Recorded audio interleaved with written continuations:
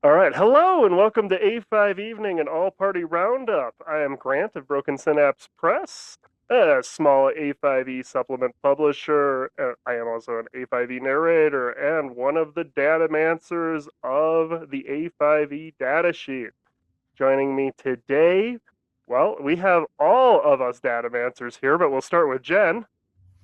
Jen, alleged humanoid, and datamancer, overall cheerleader, and bear enthusiast.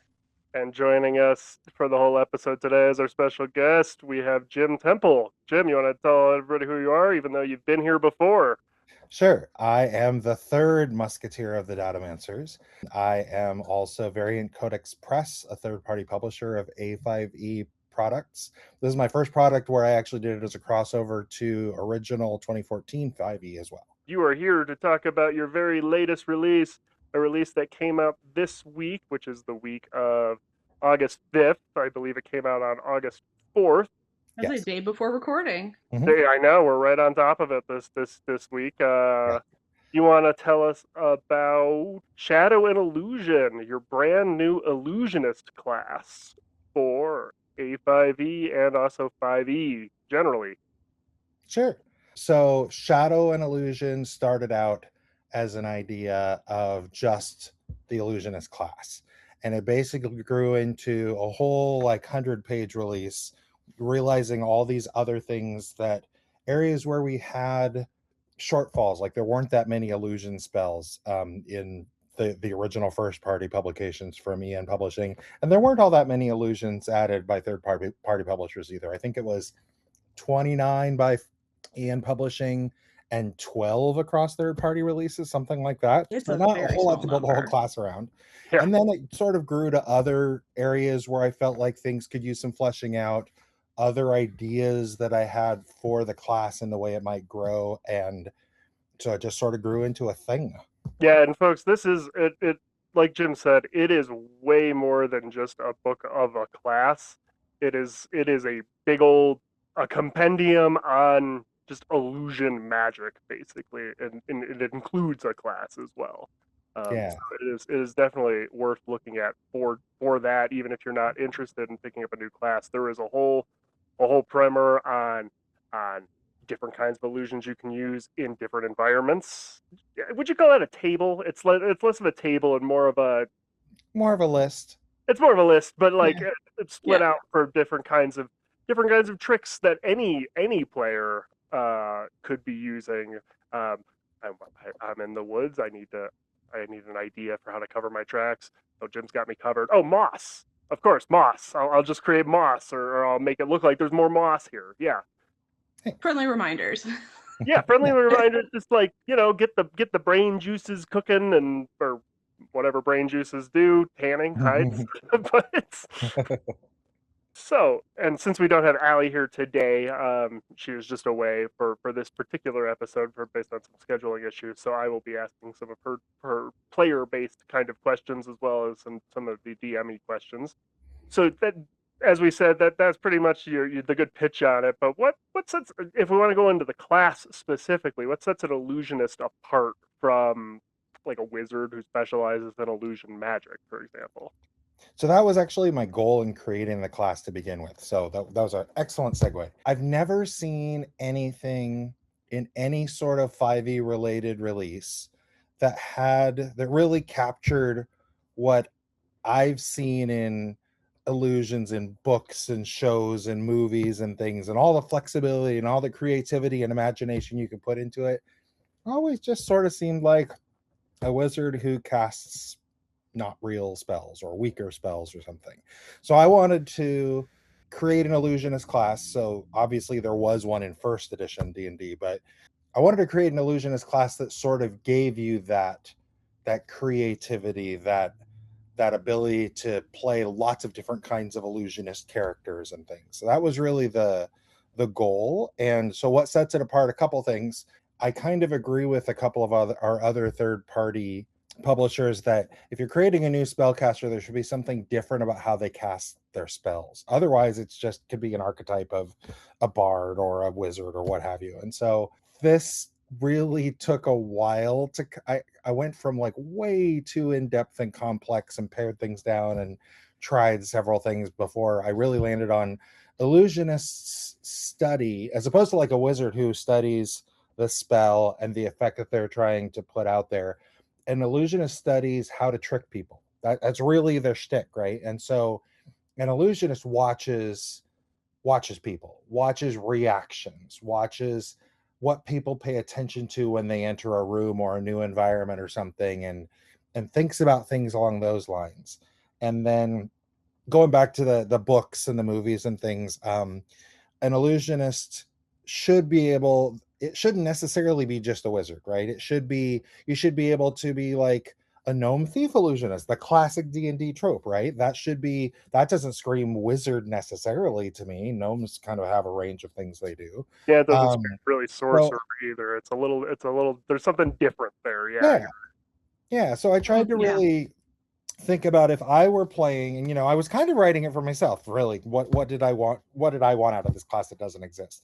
And I would like to, if I were playing in enough campaigns where I could try all of these, I wanted to be able to have like, it's not going to ever be your primary fighter, right? It's not going to be your frontline melee person, but like maybe your secondary melee fighter, or like a thief illusionist, sneaky, double dealing kind of person, or a wizardy kind of person, a person who's really into more powerful illusions and things. And that kind of range is a support character illusionist. I wanted to be able to really have it be something where you could have, since I'm building this around creativity and flexibility to begin with, I wanted it to be something where you could play the kind of character you wanted to be and still benefit from what my goals were for flexibility and creativity. And I think that what you've wanted to do, and I know we've had several conversations over the past year, because you were with your illusionist, and what I'm trying to go with my hopeful oracle Yeah. is we're trying to do something different with these two spell schools that don't get enough love in the sense of spells and things like that. And when people play characters that focus on those spell schools, sometimes despite best intentions, they come off a little one note, where a trickster illusionist wizard, where you're just gonna like disguise everything as rocks with a minor illusion, or disguise rocks as everything else, and just to be kind of a little shithead, or to tell the future but not do other things with it. So I think that is something, and I've seen you, and I've watched and I've read this over the year, that it's very cool how you've been able to do that and make it seem like it's so much more than the one note character that people expect in D&D versus what you see in other media when you see illusionists. Well, thank you. I appreciate that. Mission accomplished then. So you absolutely nailed it to Cool. point that out. And Well, and as you said, and going back to that, you've added, what is it, 25 illusion spells. 25 So brand new spells. it's a little, the definition's blurring, but there are a couple rare variants of existing spells, a couple spells that are conjuration spells, and then I include an illusion version of that. And when we talk about shadow magic, we can get a little bit more into that. But overall, there are 25 new illusion spells plus some rare variants of existing spells that are not illusions too. Yep. So that there's a brand new chunk. Like I said, even if you got a bunch of new classes and you're going through them, there is plenty here for players, even if they. I just lost my train of Even thought. if you're playing a different class is where you were going. Yeah, even if you're playing a different class, or you have a different class, or you're in the middle of, because you can't always roll up a brand new class, but when you're picking spells and stuff, if you have a long-standing campaign or what have you, there's plenty in here for that. There's also a new feat in here, which is a profession feat, which allows you to take knacks from this class. Like I believe Peter Martin came up with the idea for profession feats, and you have one here for your own brand new class, so you can get flavor from the illusionist if you're not willing to take the whole big jump yet. There's ways to get some of those knacks as well in here, along with several other things, including Sorry, I'm kind of jumping around in the script. Forgive me, Jen and Jim here. I'm just kind of looking around, and I'm used to having a little backup on my side as well. So I know. kind of what's there for the players. Any other things you want to say for the players that we haven't covered yet that they might be a player might be most interested in, rather than specifically a narrator, or we'll get to this a future writer as well. But I think as far as the players go, that's probably the big one. okay. So one thing I want to, sorry, I'm going to go on here because for players, and the last I remember, which I could also be wrong, is that the illusions in how the illusionist works don't work off of a save DC. They work off of skill checks. Oh, good. So how would you get a player to, or not, I guess get a player, but sell that to a player as, to do that as part of your spell casting versus relying on saves, because illusion spells are almost always wisdom saves, which are one of the top proficient saves for adversaries in the game. So what would your pitch be to explain why your illusionist, with that change in spellcasting, is going to be more fun than playing a regular illusionist or illusion wizard where you're relying on a spell save? Like, just kind of sell me. Pretend I'm not sold. Okay. So there are a few different answers I could give to that. So what I'm going to do is I'm going to talk about what you said, and I'm going to talk about also some other things that your typical non-illusionist has as kind of pitfalls with casting illusions that illusionists get around. So kind of touch on a couple other smaller things there. So the first thing is, it is much, much easier for you as a player to be able to take feats, where you put your ability points, etc., choose other features that give you an expertise die to increase your skill checks. Then there are ways for you to impact the armor class or saving throw abilities of your opponents. And that kind of goes into, thematically speaking, that goes into the illusionist studying people, right? So you are a little bit more in control of your destiny versus somebody who, this is the effect I'm trying to do, here's what I need to do that effect, bam, and then it's fate, it's whatever that creature's abilities are, whatever random things happen in the room, those are the things that could impact your success, as opposed to your knowledge of all the illusion dingamabobs and all the little nuances that could impact the spell. You've got a lot more control over them. So in addition to in character and out of character increasing your skills like that's one thing.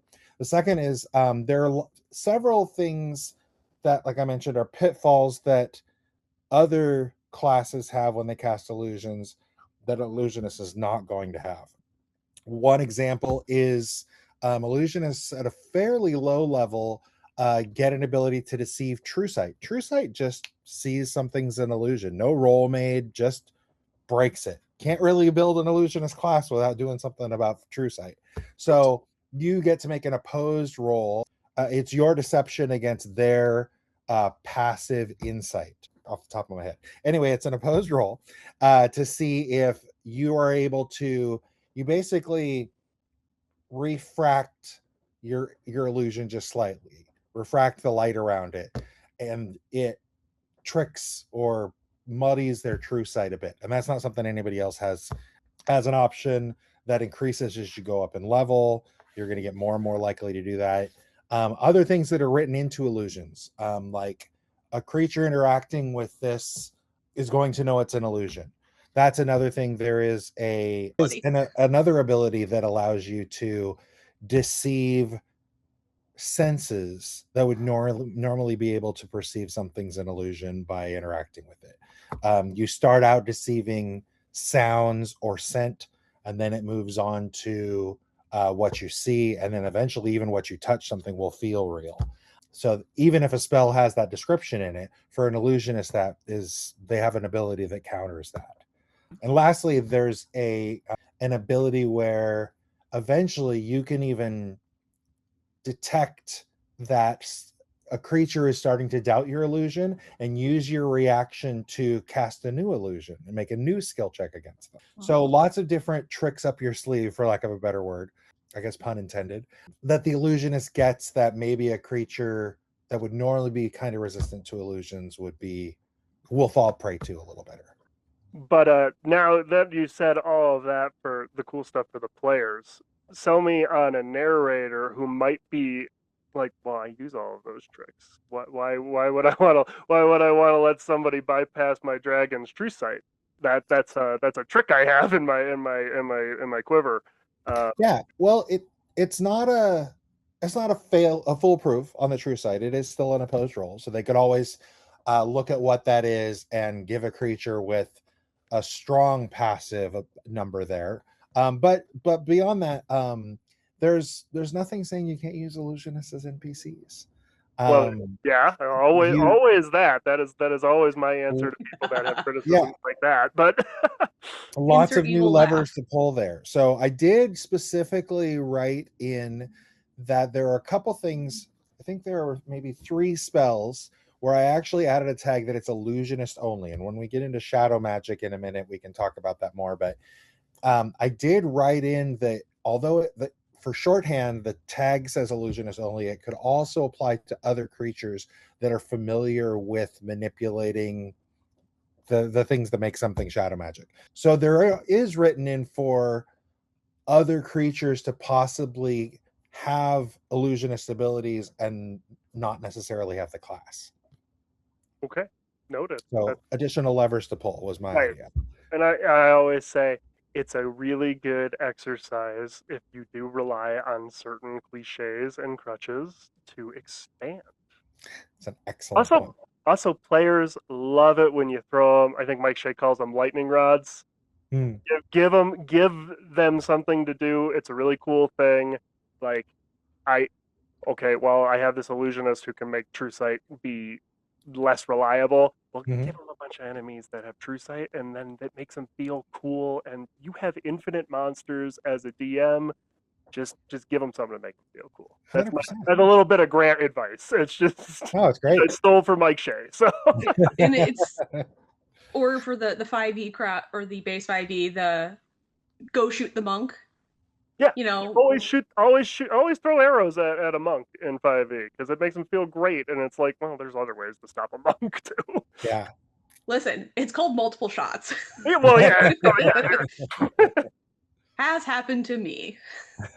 Really good point. I mean, it was fun, but it was really exactly. But I think that is really cool, and that does sell it on both sides. That, and I think it's one of the neatest examples of if your PCs can do it, your monsters can do it, yeah. and that way to sort of work with it because it's contested roles, but it's equitable and it's besides just saying really neat. Like I feel like Marge Simpson in the scene of like I love this. It's just really neat. Like I just love this. It's really neat and it feels less adversarial than other mechanics of if the PCs can do it, the GMs can do it. Cool. Well, I'll take the really neat comment. Thank you. Another thing though is I was Print it right on the thinking the opposed role part. The way I did think about a GM using this against players, and hopefully the way that this is kind of written, you don't end up with all of your players yelling, "I disbelieve!" Right? That was one of the most that was really like one of the front of mind hand wavy illusions do this, and if I declare I disbelieve, then how does the GM handle that, right? So kind of making this a little bit more concrete and quantifiable about what should and shouldn't work was also a design goal. So I think that hopefully is a good solid tool for the GM to have in their toolbox as well. And there's good advice in the book as well for using it on basically on both sides as well. So if you're a little if there's a player narrator out there who's a little hesitant on how it could be used against them, I guess, well, talk with be grown-ups talk at the table. Mhm. But either way, there is advice in there for how to use this, to create obstacles or to get around obstacles and things of that nature. I want to switch to, you brought up shadow magic a couple of times, which you call penumbral magic in your book. I assume that's probably one of your favorite parts because you have brought it up a couple of times unprompted. So want to tell us a little bit about that? Yeah, that's basically, you think about what it is. If you're probably going to manipulate more than just a little bit of planar material to make that happen, and add that quasi real factor to your spell, then it's shadow magic. And then you mentioned penumbral, Grant, and what I did was anything that was shadow magic, I added the penumbral school to it. So things like I talked about, other spells that are in the player's handbook or the adventurer's guide, I made a list of which of those spells now add the penumbral school, so that from an illusionist perspective as the player, that tells me, am I making a performance check versus a deception check? Should be crystal clear, should be crystal clear to the DM, etc. Including, So and that good. does, you also have a list in there including where you've added it to some third-party spells as well.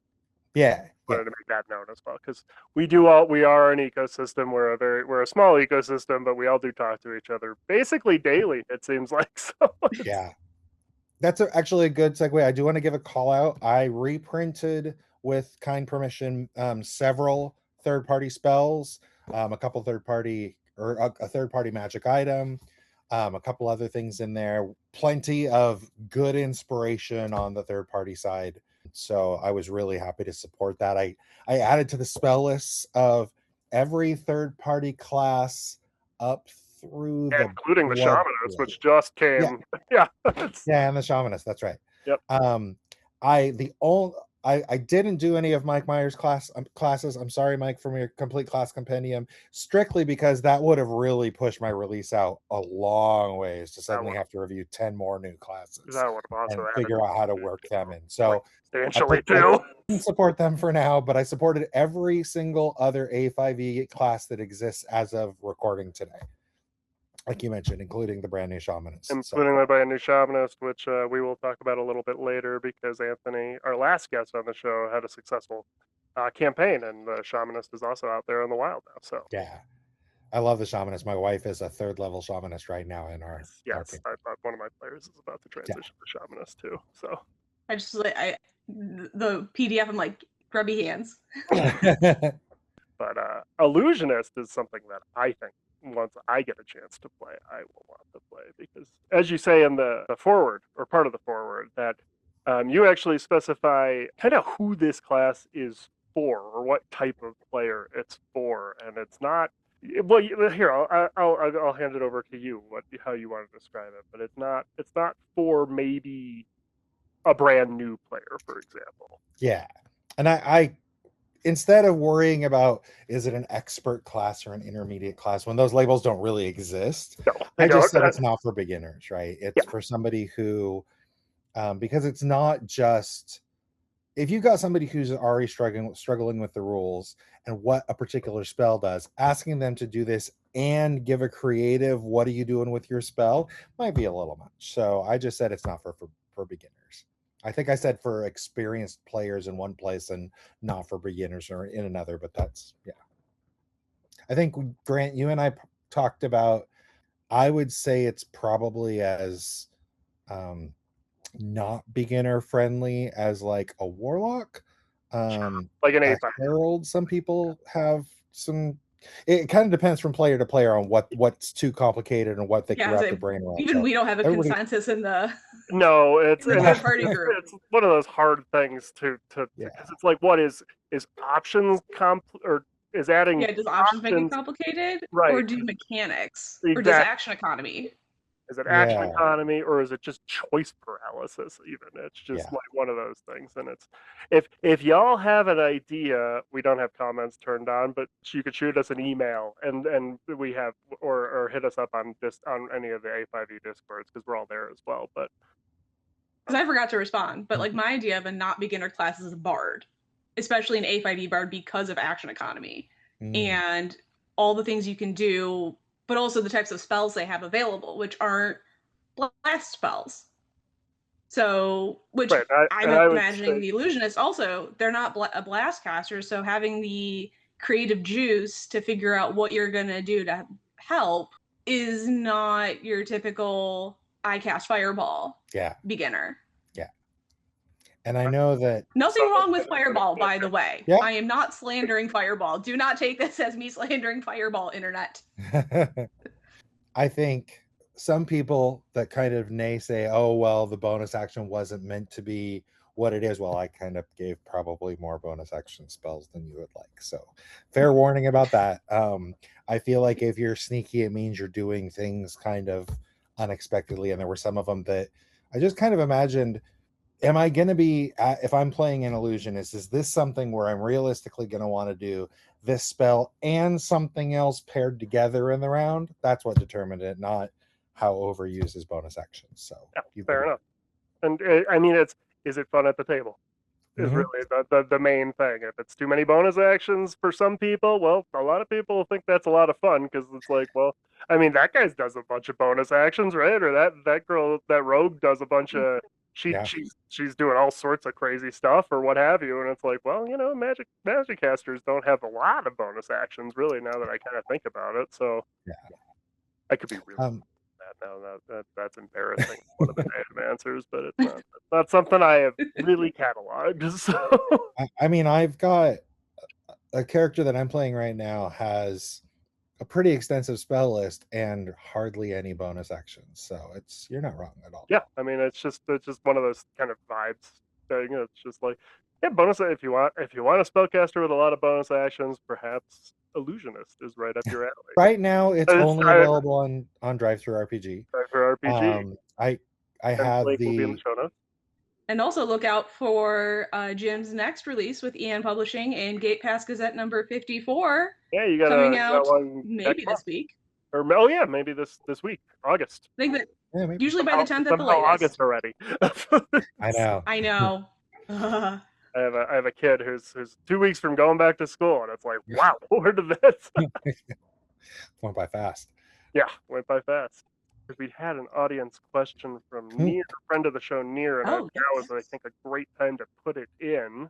From Near, who is part of the Foundry team, and I think this podcast or this show's one of its first guests. But they asked you, this is your first class you created. So, what was the hardest part of making it? The hardest part was figuring out the core idea. I mentioned that I kind of had a couple missteps. Once you kind of have a core idea, and not even just idea, but kind of a core idea, and you figured out the mechanics for that idea, you're just kind of iterating on a theme at that point. You're kind of fleshing out the possibilities of that idea, the archetypes. You know, once I knew what an illusionist could do, I could kind of do different things with the archetypes around that idea, for example. So for the illusionist, when I say the core idea, that whole idea of doing skill checks instead of saving throws or attack rolls, and what that looks like, and how many skill checks are going to be fun as opposed to just a pain in the ass. Sure. That was really, and it's not even, I don't think, a super critical part of the class. It makes it different as far as spell casting, but maybe it's just me. It's just not it's not my favorite part of the class, but it also is a part that sets it apart. It makes it feel different to play, and different from setting apart. But I mean, flavor wise, theme wise, setting it apart, that's different. But it also makes it feel different to play at the table, instead of I cast Sacred Flame and then I cross my fingers and wait till the GM tells me if it succeeds, right? And I think that once you get that core part down, that's the hardest part. But then it gets to be a lot easier once you do that work. And since one other part, thanks for answering that, by the way, and thank you for the question, Near. Jen, since you were as far as I could tell, the major inspiration for doing the aftermarket segment of the book, you could correct me if 100%. I'm wrong, Jen, but I'm pretty sure I remember. Jen. Yeah, it was Jen. Yep. Do you want to talk about that a little bit with Jen here while I kind of figure out what is happening with my equipment? Stan, yeah. Do you want to start, Jen?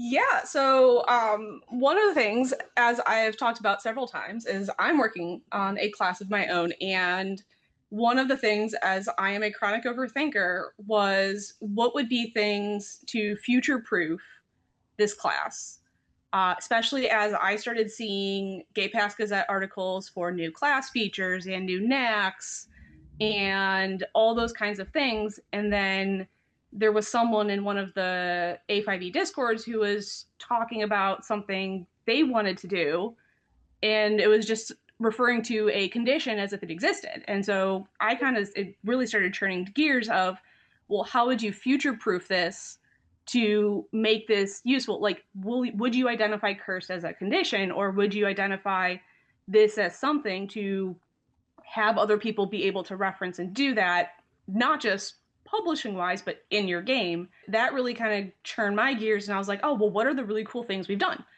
Like I said, bringing in more class features, bringing in new spells, bringing in synergy feats, profession feats, all those kinds of things. I was just quietly working away at it because I thought I was just crazy, which is in fact true, but I just thought I was like an overthinking crazy. And then Jim kind of started asking about it, and I was like, take it if you want it.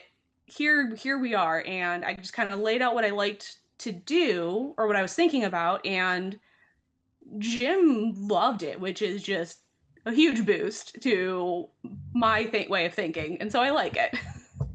No, it was great. What did I you think include as this aftermarket sort of part on your take on what I suggested?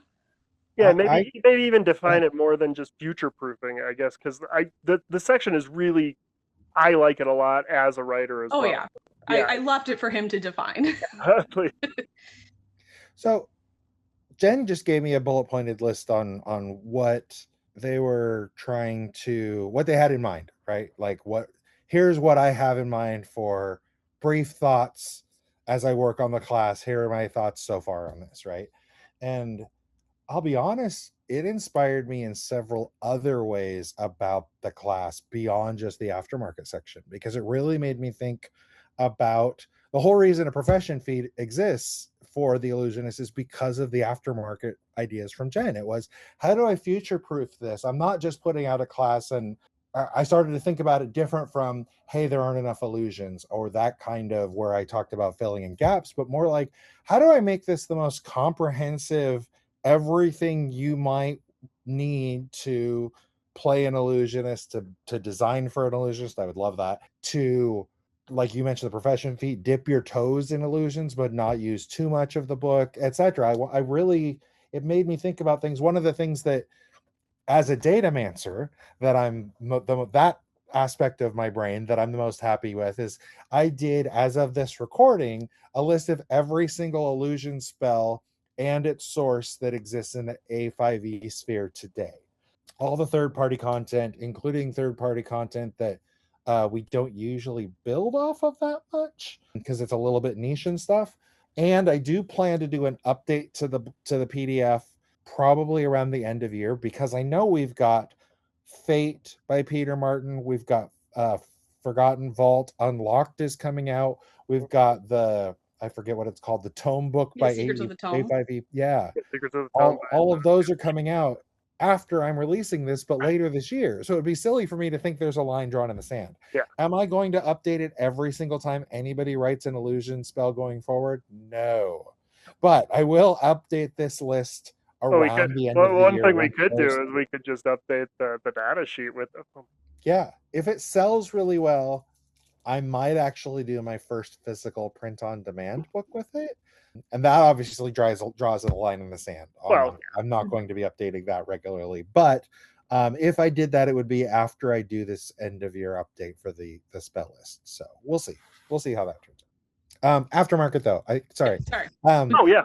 In addition to the rest of it, talked about a whole other thing. I'm so sorry. So in addition to so as Jen said, it's how would you design, what kind of guidelines, but not trying to like gatekeep or anything, but here's what maybe I suggest that you think about if you're designing shadow magic. I talked plenty about shadow magic throughout the book, but I did a little bit of a couple different additional bits in this section on shadow magic about, because there's parts of it in the class definition, there's parts of it in the spell section where I talk about the penumbral school and stuff. There's a concept of something called volatile, and when is something illusionist only. Those things, I talked a little bit about those in the aftermarket section to kind of make it a little bit more clear, instead of a little bit hand wavy of just a list of these are volatile. A little bit of, think about it this way. I also, for example, I kind of gave a guideline on archetypes of really the way I've envisioned it. There are 6 archetypes in the book.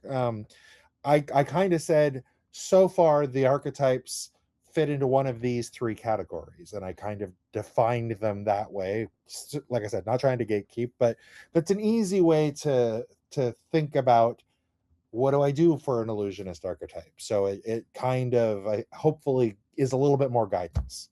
And it helps to know the rules that the original author was thinking, so you can break them. Yeah, you got to know the rules if you want to break them a little bit, right? Or so you don't have 3 hours of discussion about what a specific wording is. Well, there's that too. But I really liked that you, with doing that, with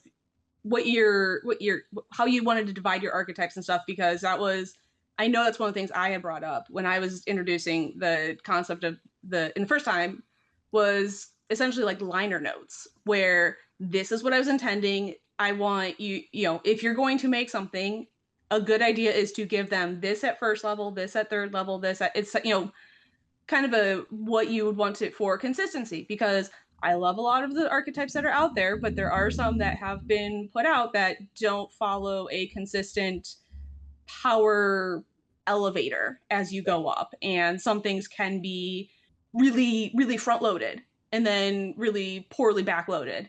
So I think that's just really nice that you really took that and you ran with it, even if it's not as exacting as I wanted to do. And just to, again, head off some of those, well, what were you intending by this, or what does this do for the, you know, with this, and trying to head off interactions and things like that. So that's the other part of what I was thinking in aftermarket. And like I said, Jim has knocked it out of the park. And now I feel bad that it was my idea and I'm going to like put it out and it's going to just pale in comparison.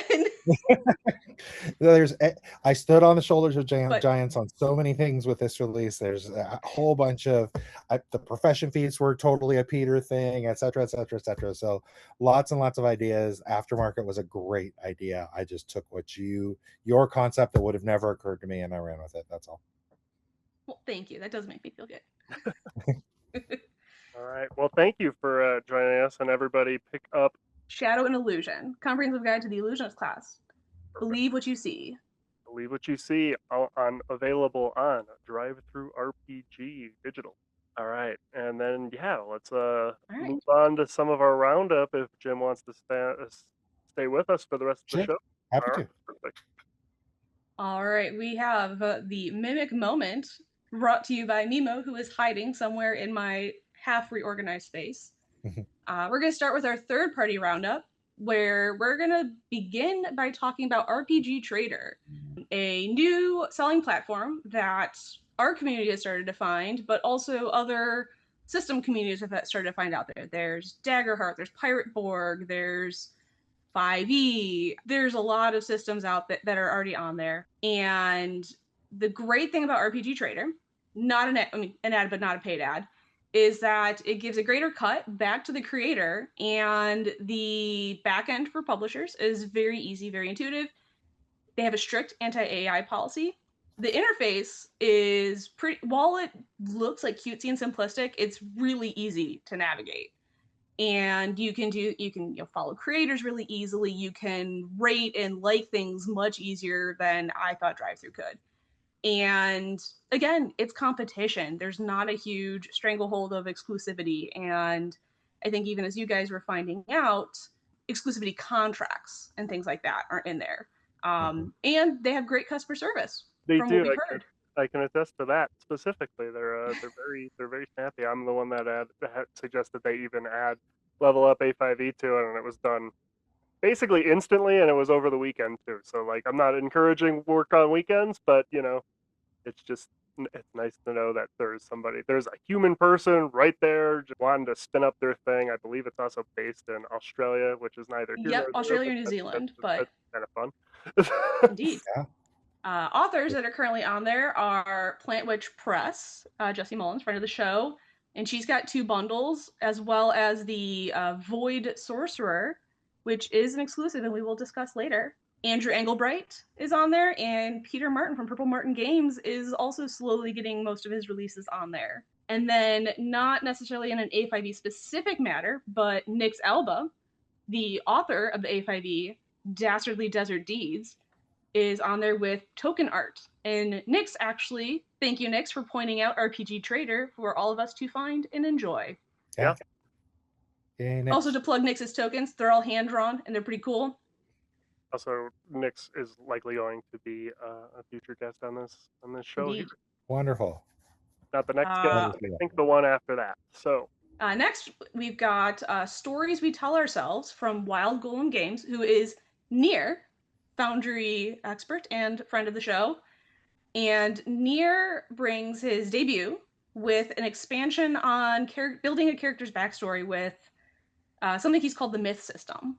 So it consists of a scar and a conviction, which combined and helps supplement the motivations, part of destinies, and backgrounds and whatnot, help guide the player and your narrator towards a collaborative path of roleplay and growth.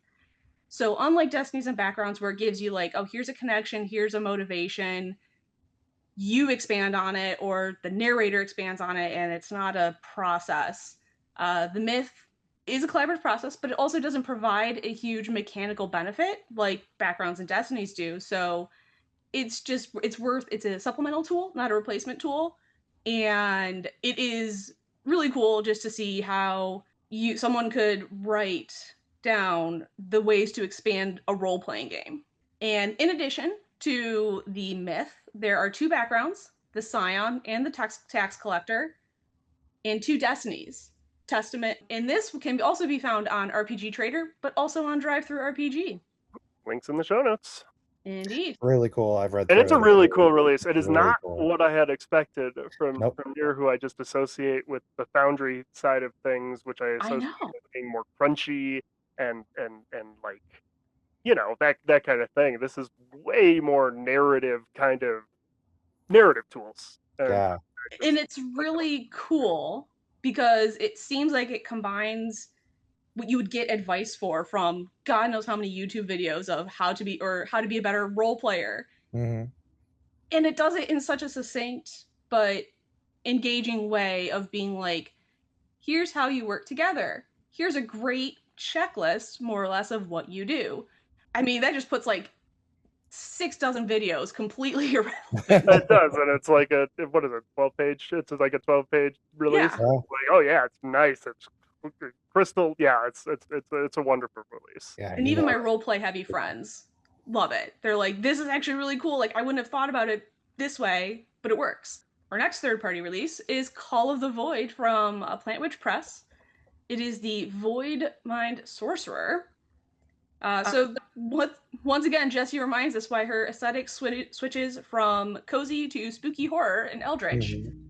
And this really brings aberrations into sorcerer archetypes. I am not an aberration expert. I do not dabble in the eldritch. I am a fae deep at heart.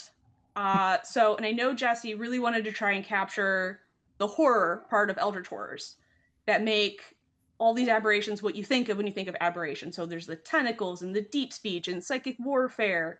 It's eldritch nightmares, or I guess eldritch dreams, depending on what you're into. I don't judge. It's what they're made of. If you love eldritch stuff and you love sorcerers, I recommend you pick it up. It is on RPG Trader exclusive. And it's basically, if you want a sorcerer archetype that does dabble with or does more than dabble with the with aberrations, it is basically the option in A5e, because somehow that it's taken this system. What have we been around for 3.5 years now? I think what Kickstarter was 2020, so we're almost at like year 6 since its inception. What even is time? But yeah, we finally have one for of you Eldritch Wanting sorcerers. You have the And it leans fully into it, which is the thing. yeah. Like the other ones are like, you like dabble. Yeah. Here's a spell list for you.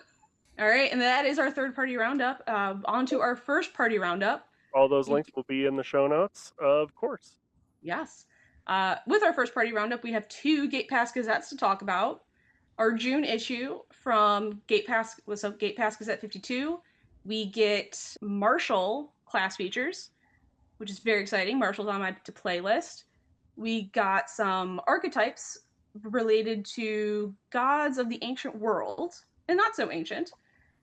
A new god for the world, the Jackal King, with organizations that are related to the Jackal King, and a new set of knacks called Wild Knacks for once you've interacted with said Jackal King, and a new destiny. It was a big article. There's a lot in there. Yeah, that one was pretty full. Yeah, which was surprising. I skimmed. I was like, oh, it's okay, and then I really read it, and I'm like, whoa. Andy packed a lot in there. Yes. And then the final article for 52 is Curious Creatures installment number 4, going down on the farm with some livestock-esque creatures. And I do want to point out in this Curious Creatures article that the author, name escaping me, put in little quest ideas related to the types of creatures. Kind of reminded us like a nice little tie-in with what we were talking about, the Arcadian Society of like, here's what you can do with these and whatnot for a less combat-related stat block situation. So quests are good. I love quests. I love side quests. So now we're moving on to the July episode, Gate Pass 53. And so after 6 months of player options, which, as a player, I love them, this is the issue for narrators. If narrators need things, pick up 53. The first article in there is called The World's Turns. And so it helps enhance your combats with world actions, not lair actions, not legendary actions, but world turns. And Iris Spring, the author, gives an option for nearly every base type of environment you can think of. So, rain, tundra, desert, everything like that, to be able to use that as a combatant, so to speak, or an obstacle in the world. They have recharge abilities. They get cover. It's really just, again, it was perfect for here's how you're going to spice up your combat. The next article is fanciful upgrades for your strongholds.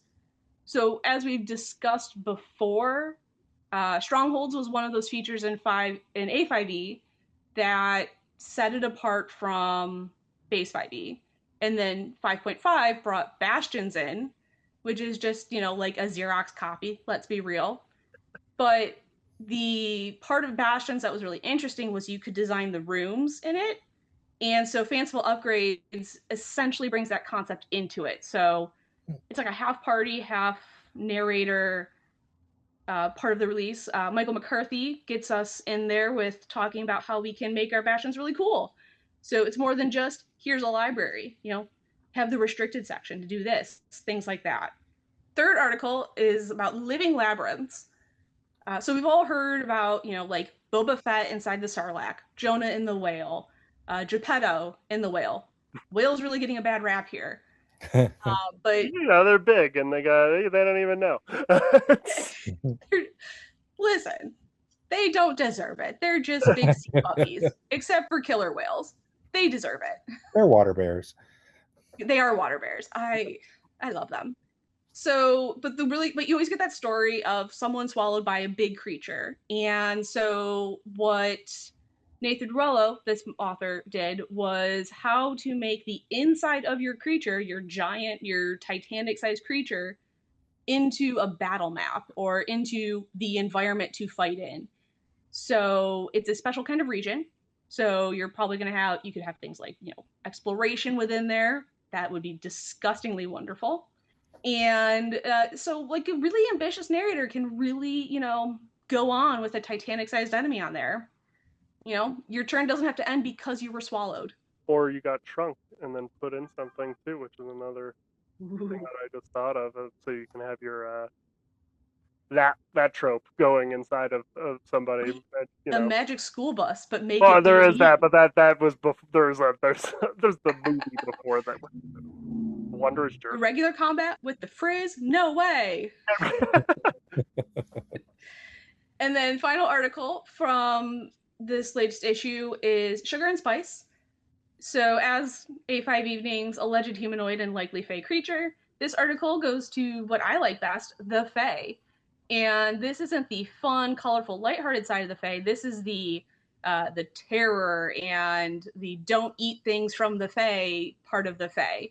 This starts getting you into, as the title says, sugar and spice and not always nice. So it was just really nice. You know, there's heritage gifts for variant creatures, there's a culture, magic items, and we get to be introduced to the goblin market. This is really good. I said, I love terrifying Fae. If I have to pick a favorite humanoid enemy, it's a hag.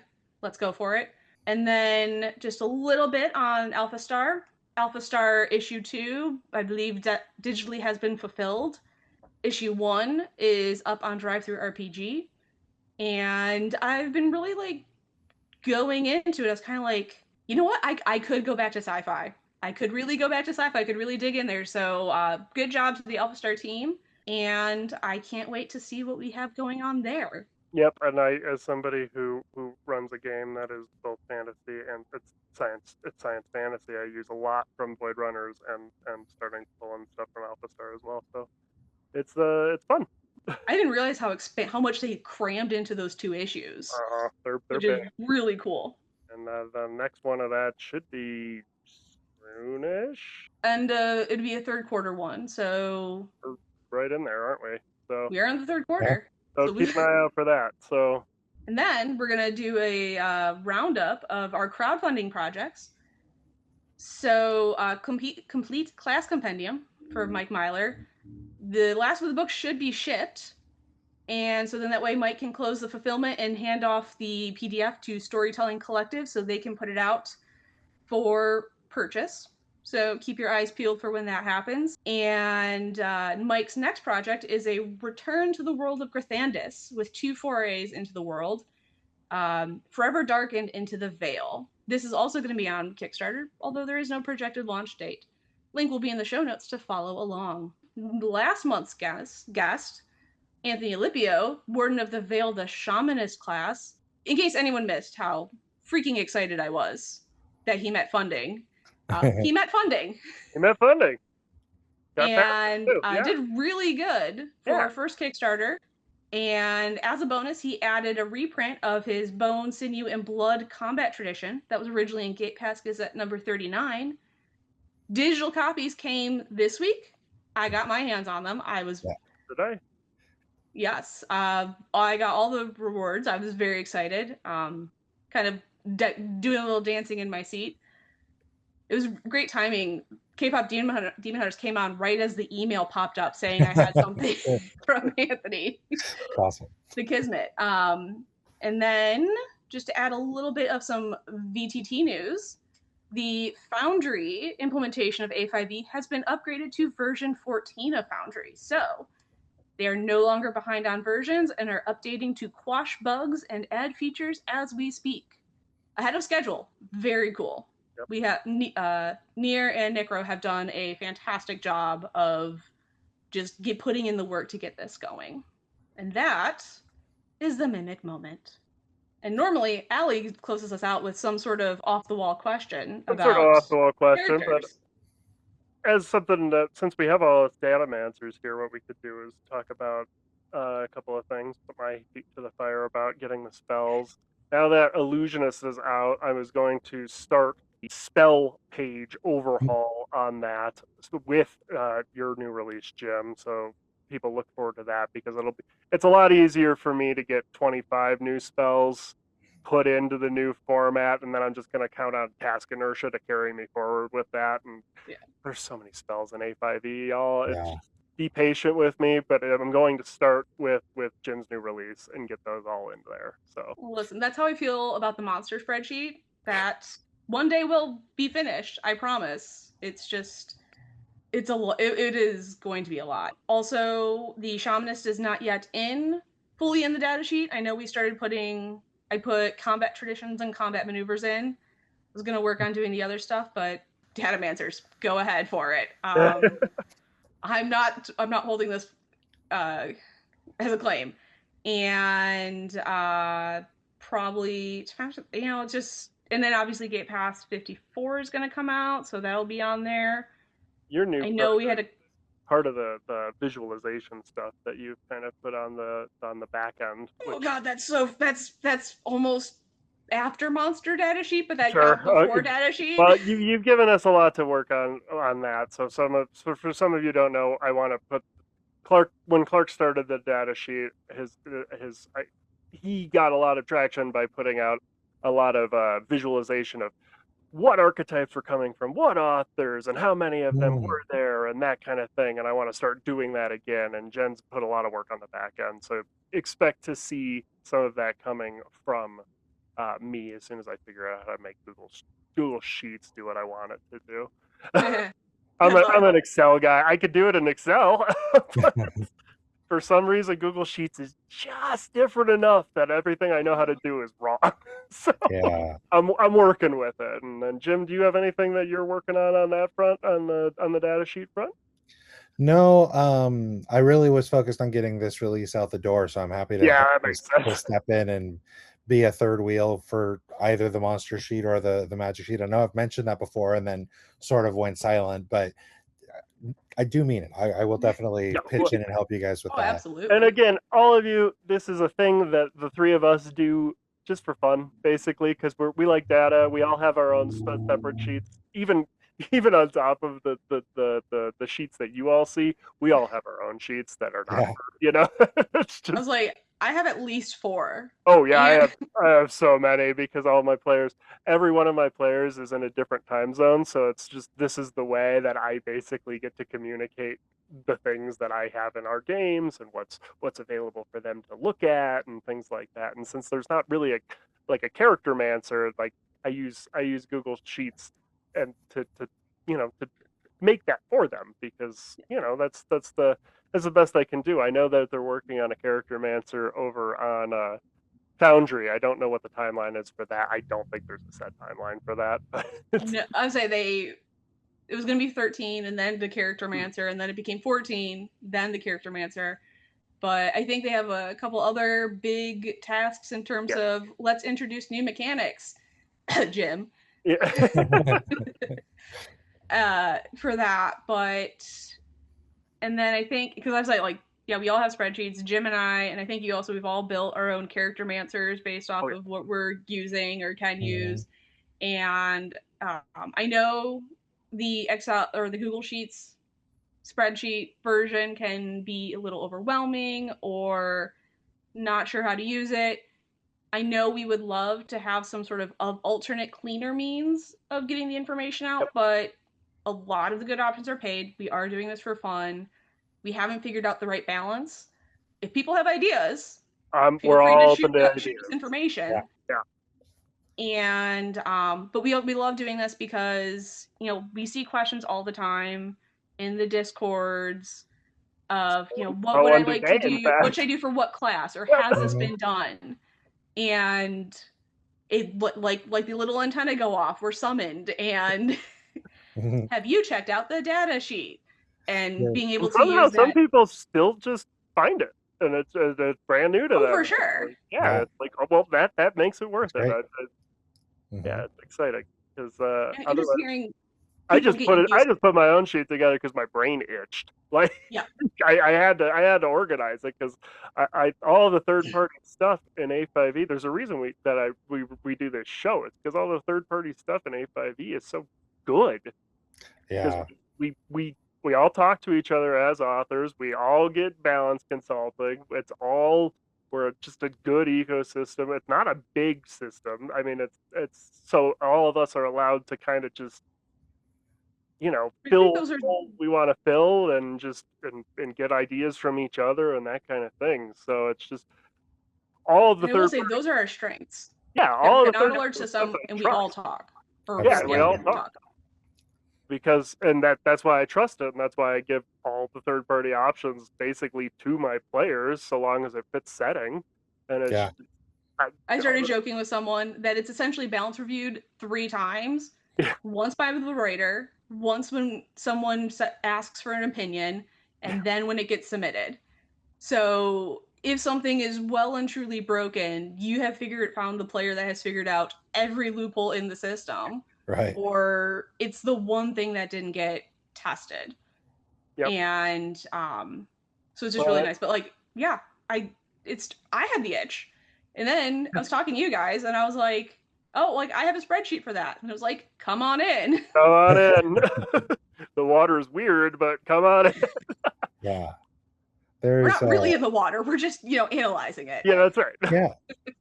Well, it's so funny. Somebody will ask a question, and then for everybody else watching the show, we kind of have a discussion is like, is this never going to come up again, or would this be good for people to have? And there's always kind of that decision process, and at least half the time it's like, yeah, we should really add that to the spreadsheet. So that's how that monster spreadsheet got growing so big. Yep. He's going. What monsters give confusion? What monsters do this? Yeah. Oh, but well, I don't know. But that's part of my work on the spell sheet is what spells do exactly that kind of thing. Mm-hmm. Just, so bear with us. We're working on it. We do love doing it, but we don't get paid for it, so it's not our. So bear with us as we cook. I feel like that's if I win the lottery, I won't announce it, but there will be signs, and the sign is the monster spreadsheet gets done. We'll be done. I've made it. I'm rich. Maybe we could have the website that we've always talked about. Yeah, right. I had a fever dream that I made the website, and then I had to wake up and be like, no, put that ambition away. Yeah, right. Somebody wants to be like a wealthy patron or something of us. Right. I could just Someone find a rich uncle, please. But otherwise, we're just gonna keep plugging away. We're obviously all friends with each other, and we enjoy the work. So we're doing it. So if you enjoy what we see, one of the best ways to do it, Jim's store link is on the credits page. My store link is on the credits page. Pretty soon, Jen will have a store. A lot of faith in my. Yeah, I do have a lot of faith. I know. Yep, me too. I do. To be fair, I have do more have faith in you than me cranking out another release. I'll say that. I'm working on it, but yeah. I think I'm 4 combat maneuvers away from finishing what I would consider my first release, Ooh, and nice. Then layout. That's great. To spoil it, I'm picking up Dirty Fighting as a combat tradition. So we've had a lot of unarmed combat traditions, so I wanted to take all the dirty tricks in the book and turn them into a set of combat maneuvers. So you've got like the headbutt and ear boxing, a good old-fashioned groin kick. Sure. Hand in the eyes. Like that. Turning away and running. I put running away in. So, hey, running away is always a valid option in combat. Bringing a friend to a knife fight. Like I went all in on every dirty trick in the book. And so I have them all like figured out, which was really interesting because I thought combat maneuvers were going to be something I would struggle with. And once you break the dam on them, they kind of flow. Yeah, like I think more than anything, I'm just trying to make sure it's not overpowered, which is a lot easier for this than I thought it was going to be, which is probably a good start for it. But I'm very close. I'm going to consider myself close. I'm super excited to read it. Yep, my next release is going to be a combat tradition for wheelchair fighting. So nice. I'm nearly done on that. I just super cool. I have now that I have somebody who will do layout for me. My wife is going to do layout for me. So now I've broken. I think that's my bigger hang up than the writing is. The basics of it. I was like, ugh. And I even have a trade dress, and I still hate layout. But it's cover art. I freaking hate cover art. Yeah, come on. Yeah. I'm gonna cry when Oops All Bears is cover art with my book, but Jim, you seem to like doing covers. Covers on Illusionist is pretty cool. I like that one. Thanks. That's the only one where I actually did the whole cover instead of just putting together elements. So thank you. Yeah. No, I have a love-hate relationship with layout personally. I mean, it's like there is a totally different itch you're scratching with the creativity with that versus writing. And I really enjoy that, but there's a reason I'm not a developer. I get really frustrated when things don't work the way I expect them to work. I'm not good at, okay, well, I need to turn around and try this again. I'm more like the flip the table and walk away kind of. Totally unfamiliar with that feeling. Oh yeah, I have no idea what you're talking about. So Was it we have a ghost that's cursed us, and every so often we'll just be like, "Damn it, damn it, Kevin, damn it, Kevin." That's right. That's right. There's a confession. There's actually one duplicate entry right at the very top of the table of contents, and I noticed in that my myself. release, I just stopped trying to troubleshoot it. I decided, you know what? People can read the word veils twice because I have spent way too much time on this. And that's just a note for everybody. We are all of us third-party publishers are like one-person teams basically. I think Broken Synapse is the biggest team, which is baffling to me because I have like 5 people that I work with. Even though I was saying, like, I think Purple Martin might be the other big one because Peter collaborates a lot with. Most of my people are collaborators. Although, again, all of those projects are half finished or at about the 80% point, and I just need to push them. All of a sudden, I'm gonna push out like 5 releases all at once, and it's gonna be good. That'd be awesome. Out by it, but. I think that's good. I feel that way too because I have like a lot of things that are like right at the finish line. It's not. I got too ambitious for all bears, but everything else, it's like I'm just gonna do little things just to get it and feel accomplished. But there's gonna be like 5 of them, and I'm just gonna be like, I would apologize, but have you considered not accepting my apology? Yeah, it's I think that last 80%, at least for me, it's totally the hardest, right? Oh yeah, because that's the stuff where you've kicked the can down the road. That's the stuff where you're like, oh, I'll deal with that. I don't feel like doing that now. And then you're just left with, So I try to be good to future Jim. I try to like give Jim like future. I like to give future Jim presents in real life. I really do. And so I will be like, okay, you know what? No, I am going to tackle this ugly thing that I don't want to do right now because I love future Jim. And so it just always that last 20%. I feel for you. And I feel like that's pretty common. I mean, I think there's a rule named after that or for that. So, well, that was our little freewheeling discussion with our data people. But thank you again for joining us, Jim. Thank you both for having me very much. Takes off like a rocket. I really enjoy it a lot. Thank you. Really appreciate that. And remember, crack a book, roll some dice, and have some fun. Have a blast. Yep. Without Allie here, I was like, I can't remember. I can't remember what our closeout is. So what we're saying is we owe Allie like this big, huge bouquet of thank you for keeping our heads on straight. Right. All right, but Allie, we love you.